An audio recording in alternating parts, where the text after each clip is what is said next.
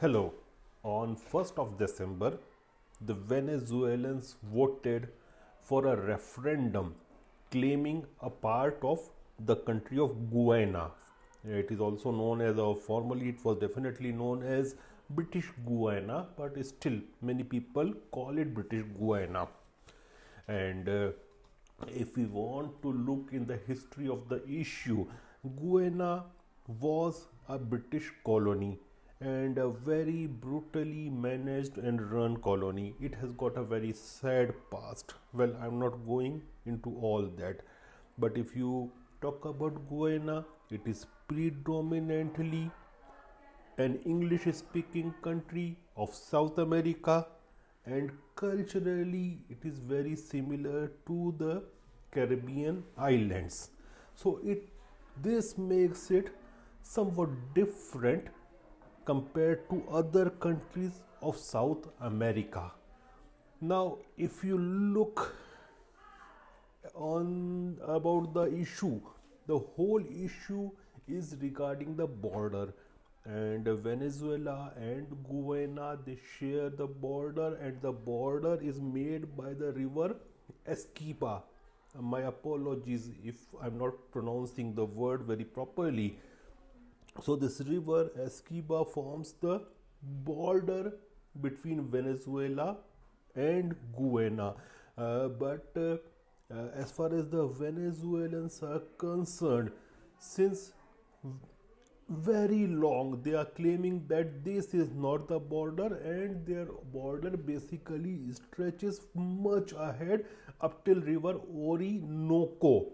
Again, my apologies if I am not pronouncing the word correctly. So they say that their border should be up till river Orinoco, and the Guyanans say no, it is not Orinoco, it is up till the river Esquiva. And this was the issue even during the British colonial rule.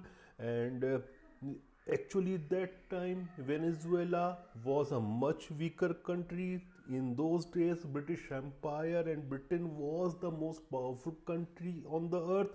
So they pressurized Venezuelans and made that border.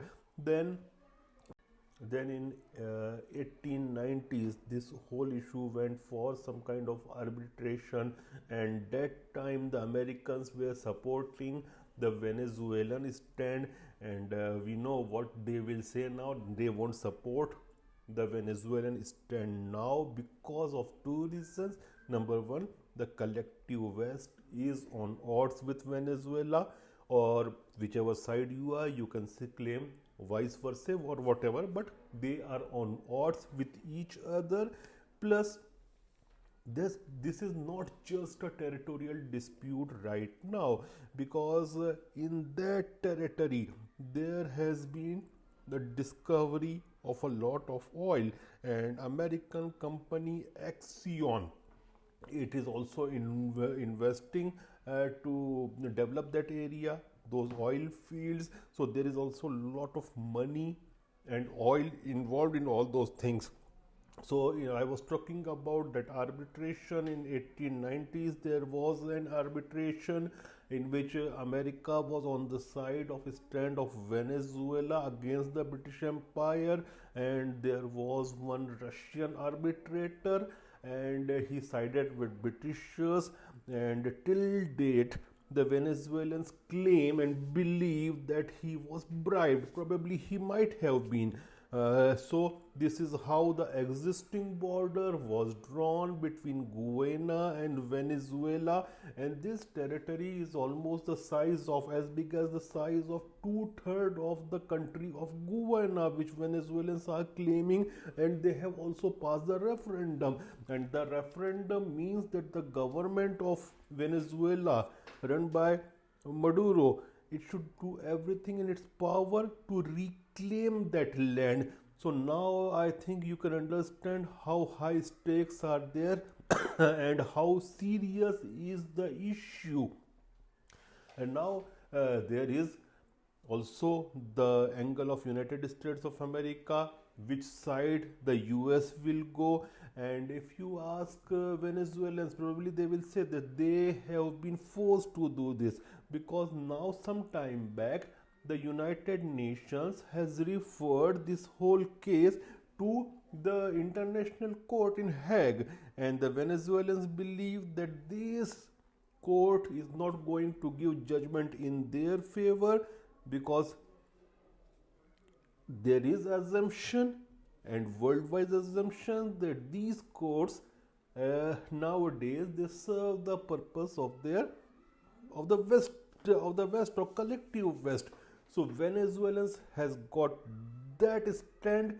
And now let's see where Americans will go. Will they support Guyana, which is a small country, less powerful country than Venezuela, but also an English speaking country, and even today supported by the United Kingdom? So those all complications are there. And Brazil is also tense. Lula has mobilized his forces to the area of Brazil, which is near this area, and Venezuela has also mobilized its forces. I don't think that there will be a war, because I think and I believe that Brazil will try to work out something, and I think the best thing they can do is to keep Axion out and make Guyana to postpone its case temporarily in the international court and start talking with Venezuela. It is not going to work out in matter of days or weeks, but probably it may work out in few years. That's how I think they may avoid a conflict which may turn out into war. And also there is an angle of American neocons which exist in both the parties, and they are in huge numbers in both the Republican camp as well as Democrat camp, and they want definitely to displace Maduro government. They want to displace Maduro government, they want to displace the Cuban government, they want to displace the Iranian government. So that psyche also works there in Washington. So all these things are there, but this is a legacy of British Empire, like the legacy or like the hostile legacy they have left between India and Pakistan by doing partition, between Israel and Palestine, and also between Venezuela and Guyana.